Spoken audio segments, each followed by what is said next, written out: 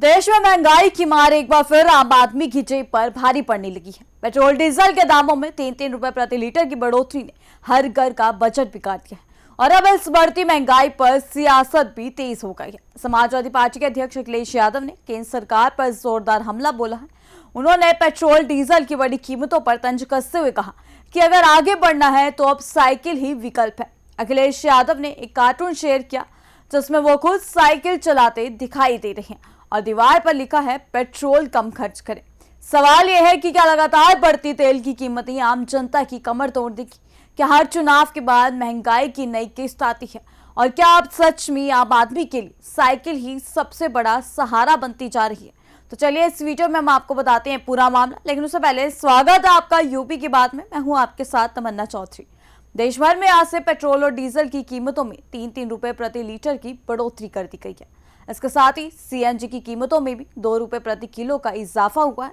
तेल कंपनियों का कहना है कि अंतर्राष्ट्रीय बाजार में कच्चे तेल की कीमतों और वैश्विक तनाव के चलते ये फैसला लेना पड़ा, लेकिन विपक्ष इस बढ़ोतरी को सीधे तौर पर आम जनता पर बोझ बता रहा है। समाजवादी पार्टी के राष्ट्रीय अध्यक्ष अखिलेश यादव ने सोशल मीडिया प्लेटफॉर्म एक्स पर एक कार्टून पोस्ट करते हुए बीजेपी सरकार पर तंज कसा। उन्होंने लिखा, हमने तो पहले ही कहा था कि साइकिल से बेहतर कुछ नहीं, आगे बढ़ना है तो साइकिल ही विकल्प है। तो वहीं कांग्रेस सांसद इमरान प्रताप गर्नी ने भी सरकार पर हमला बोलते हुए कहा कि प्रधानमंत्री विदेश दौरे पर और गए लेकिन महंगाई को साथ में लेकर आए हैं। उत्तर प्रदेश समेत कई राज्यों में पेट्रोल अब 98 रुपए प्रति लीटर के पार हो चुका, तो जबकि डीजल के दाम भी 91 रुपए प्रति लीटर से ऊपर हो गया है। ऐसे में साफ है कि आने वाले दिनों में ट्रांसपोर्ट से लेकर खाने पीने की चीजों तक हर चीज महंगी हो सकती है। देश में पेट्रोल डीजल की कीमतों में हुई बढ़ोतरी ने आम आदमी की मुश्किलें बढ़ा दी हैं। सुबह जैसे ही नए रेट लागू हुए, लोगों की चिंता भी बढ़ गई।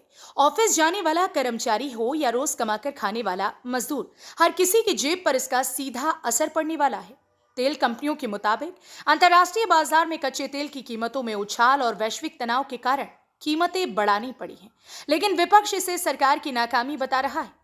सवाल ये भी उठ रहे हैं कि जब चुनाव होते हैं तब कीमतें स्थिर रहती हैं, लेकिन चुनाव खत्म होते ही जनता पर महंगाई का बोझ क्यों बढ़ जाता है?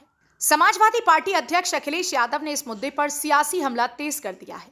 उन्होंने सोशल मीडिया पर एक कार्टून शेयर किया जिसमें वो साइकिल चलाते दिख रहे हैं।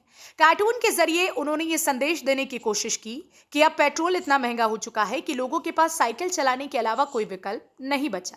सिर्फ पेट्रोल डीजल ही नहीं, सीएनजी की कीमतों में भी बढ़ोतरी की गई है। ऐसे में टैक्सी, ऑटो और ट्रांसपोर्ट का किराया बढ़ना लगभग तय माना जा रहा है और इसका असर सीधे तौर पर बाजार की हर चीज पर दिखाई देगा। यानी आने वाले दिनों में महंगाई का दबाव और बढ़ सकता है।